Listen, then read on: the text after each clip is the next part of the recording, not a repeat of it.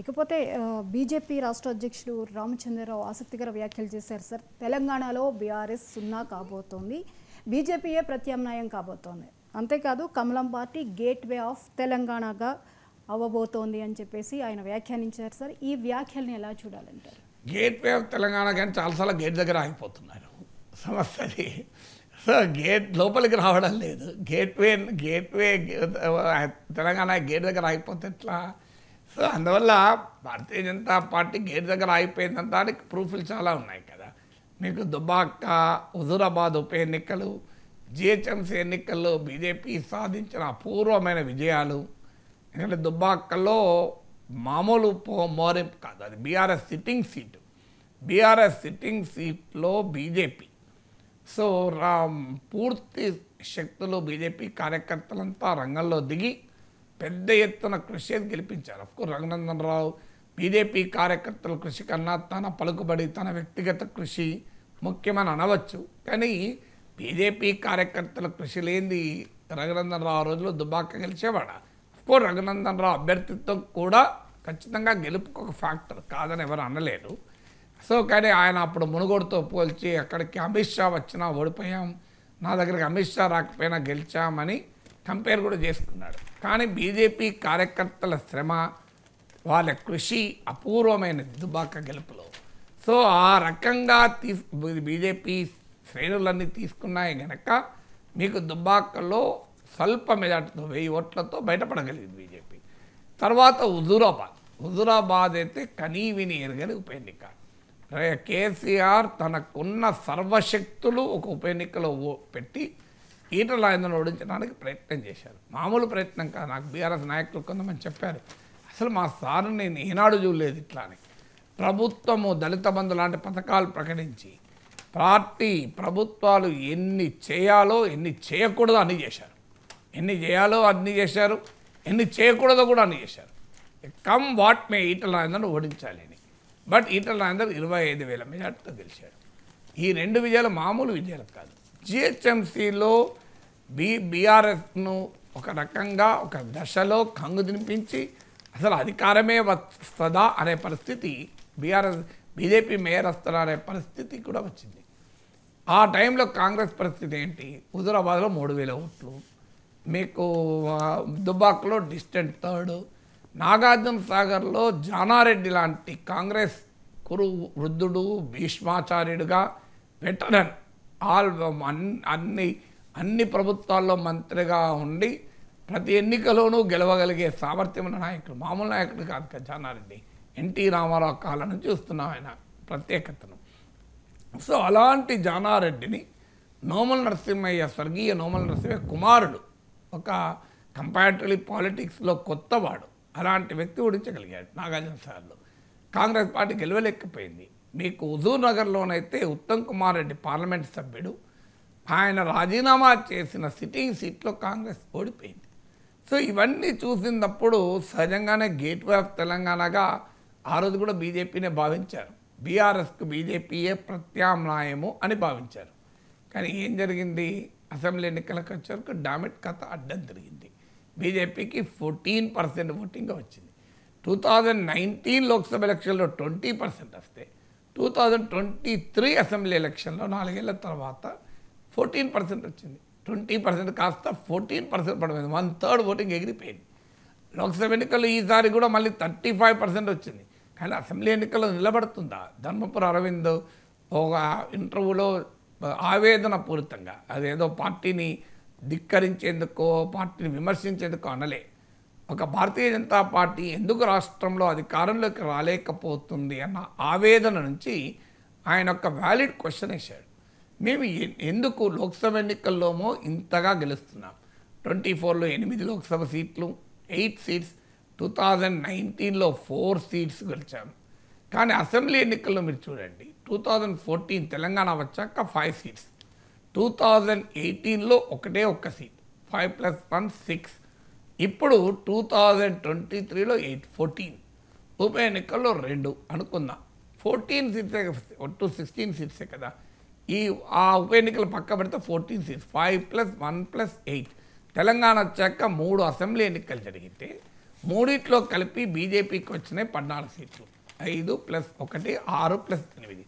మరి 3 ఎన్నికల్లో ఎన్ని అసెంబ్లీ సీట్లకు పోలింగ్ జరిగింది? 119 × 3 అంటే 357, 357 అసెంబ్లీ సీట్లలో ఎన్నికలు జరిగితే బీజేపీకి వచ్చినాయి 14 మాత్రమే.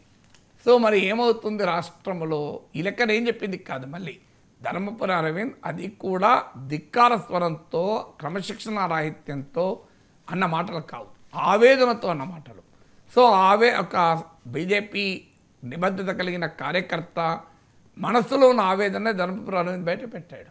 సో అందువల్ల ఇవన్నీ రామచంద్రరావుకు తెలియనివి కావు. రామచంద్రరావు ఇవన్నీ చూసి అనుభవించి వచ్చిన నాయకుడు. కానీ ఇప్పుడు పార్టీ అధ్యక్షుడు అయ్యాడు కనుక సైన్యాధిపతి ఎప్పుడు కూడా తన తన బలగంలో ఉన్న బలాన్నే చెప్తాడు తప్ప బలహీనతలు చెప్పాడు కదా. ఇది మా దాంట్లో అతిరథ మహారథులు ఉన్నారు అంటాడు తప్ప ఇక మా వాళ్ళకు పలానైనా ధనుర్విద్య బాగా తెలుసు కానీ మళ్ళీ సమయానికి ఆయనకు బాణాలు గుర్తురావు అని చెప్పలేడు కదా. సో అందువల్ల మా దగ్గర సర్వశక్తివంతుడే కానీ అతనికి పలానా ఇబ్బంది ఉంది అని చెప్పరు కదా. సో ఎవరి లోపాలు వాళ్ళు ఎవరు చెప్పుకోరు, తమకున్న శక్తి సామర్థ్యాలే చెప్తారు, అది అటైనా ఇటైనా ఎవరైనా. సో అందువల్ల ఏ పార్టీ అయినా అలాగే చెప్పుకుంటుంది. సో కానీ ప్రాక్టికల్ రియాలిటీ ఏంటి?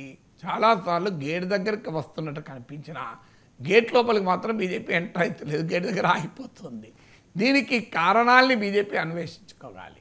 దీనికి కారణాలు ఏంటంటే, ఒకటి ఆ లోక్సభ ఎన్నికల్లో దేశవ్యాపిత అంశాల ప్రభావం వల్ల ప్రాంతీయ పార్టీ జాతీయ ఎన్నికల్లో ఏం చేస్తుందనే క్వశ్చన్ మార్క్ వల్ల బీఆర్ఎస్ కన్నా బీజేపీ బెటర్ పర్ఫామ్ చేస్తున్నమాట నిజం.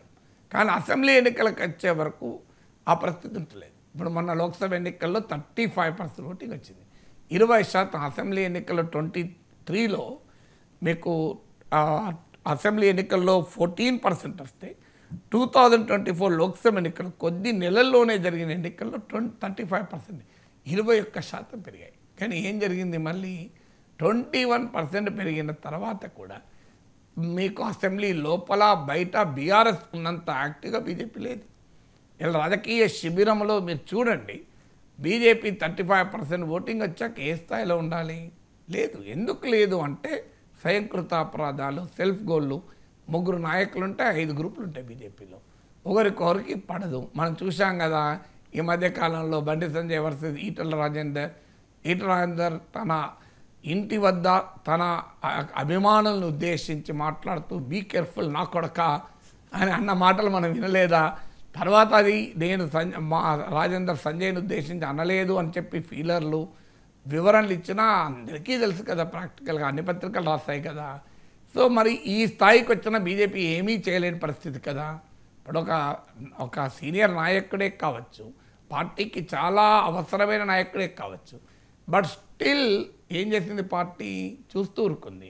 మీకు రామచంద్రరావు నాయకత్వంలో ఒక బృందం కేటీఆర్ను కలిసింది, లింగోజీ కూడా జిహెచ్ఎంసీ ఉప ఎన్నికల సమయంలో కలిసి మాకు మద్దతు పోటీ పెట్టకండి అని. అప్పుడు బీఆర్ఎస్ అంగీకరించింది. అందుకే నేను ఎప్పుడు అంటాను అది పొమ్మంటే పోదుర చెలియా అది లింగోజిగూడలా అని. సో ఆ లింగోజిగూడలో రామచంద్రరావు, పేరాల శేఖర్రావు వీళ్ళంతా అప్పుడు బండి సంజయ్ రాష్ట్ర అధ్యక్షుడు వెళ్ళి కేటీఆర్తో ప్రగతి భవన్లో సమావేశమై లింగోజిగూడలో బీజేపీ పోటీ చేసింది ఉప ఎన్నికలో, బీఆర్ఎస్ సానుభూతి పేరిట పోటీ చేయలే, కానీ గెలిచింది కాంగ్రెస్. బీజేపీ బీఆర్ఎస్లో కుమ్మక్కాయ అన్న ఆరోపణ వచ్చింది. సో కానీ అప్పుడు రామచంద్రరావు, పేరాల శేఖర్రావు పార్టీకి అడగకుండా వాళ్ళు సొంత నిర్ణయాలు తీసుకున్నారని ఒక కమిటీ వేసి ఆయన క్రమశిక్షణ చర్యలు అన్నారు. ఏం జరిగింది? రామచంద్రరావు పార్టీ రాష్ట్ర అధ్యక్షుడు అయ్యాడు. సో లింగోజీ కూడా ఎపిసోడ్కు నాయకత్వం వహించి పార్టీ క్రమశిక్షణ ఉల్లంఘించారన్న ఆరోపణ గురైన నాయకుడు కాస్త పార్టీ రాష్ట్ర అధ్యక్షుడు అయ్యాడు కదా. సో అందువల్ల మీకు ఆ లింగోజిగూడ ఎపిసోడ్ నుంచి ఇప్పుడు బీ కేర్ఫుల్ నా కొడుకు ఎపిసోడ్ వరకు ఆ మధ్య పేరాల శేఖర్రావు ఓపెన్గా ఫేస్బుక్లో పెద్ద పోస్ట్ పెట్టాడు కదా పార్టీ నాయకత్వాన్ని. ఇలా పార్టీ నాయకత్వాన్ని ధిక్కరిస్తూ పార్టీ క్రమశిక్షణ రేఖను దాటుతూ పార్టీలోనే లీడర్లు పనిచేస్తుంటే ఏం చేయగలుగుతుంది పార్టీ నాయకత్వం? దాని classic example Etela Rajender versus Sanjay episode కదా. సంజయ్ మీరు ఇది ఏం జరిగింది మరి అందువల్ల ఇవన్నీ మనం చూస్తున్నాం కదా ఈ వ్యవహారం అంతా చూస్తున్నాం. సో ఇది మరి ఎక్కడికి పోతుంది బీజేపీ, అవకాశాలను ఎందుకు ఉపయోగించుకోలేకపోతుంది అనే ప్రశ్న ముందుకు వస్తాయి. అయితే అరువు తెచ్చుకున్న నాయకులతో బీజేపీ ఇక్కడ హంగామా చేద్దామని చూస్తోంది. అంటే బీఆర్ఎస్లో కాంగ్రెస్లో ఓడిపోయిన అసంతృప్తితో ఉన్న నాయకులందరినీ తీసుకొని గెలుద్దామని, అంటే హోమ్ గ్రోన్ ఆపరేషన్ కాకుండా ఇంపోర్టెడ్ ఆపరేషన్గా చేయాలి అని. బట్ ఆ ఛాలెంజెస్ అయితే బీజేపీకి డెఫినెట్గా ఉన్నాయి. సో అందువల్ల సైన్యము లేదు, నాయకులు ఉన్నారు, వ్యూహము ఉంది కానీ ఐక్యత లేదు. సో సైన్యము లేదు, నాయకులు మాత్రం ఉన్నారు. గ్రాస్ రూట్స్లో మీకు కాన్స్టిట్యున్సీ లెవెల్లో సొంతగా కాంగ్రెస్ పార్టీకి ఉన్నట్లు ఎమ్మెల్యేలుగా గెలవగలిగే సామర్థ్యం ఉండి సొంతగా ఒక 20,000 ఓట్లు తెచ్చుకోగలిగే నాయకులు బీజేపీకి 119 సీట్లు ఎంతమంది ఉన్నారు చెప్పండి. అందుకే నేను సైన్యము లేదు, నాయకులు ఉన్నారు, వ్యూహం ఉంది, ఐక్యత లేదు.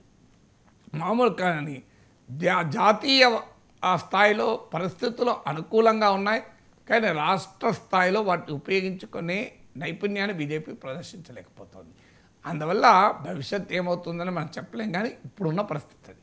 Yes sir.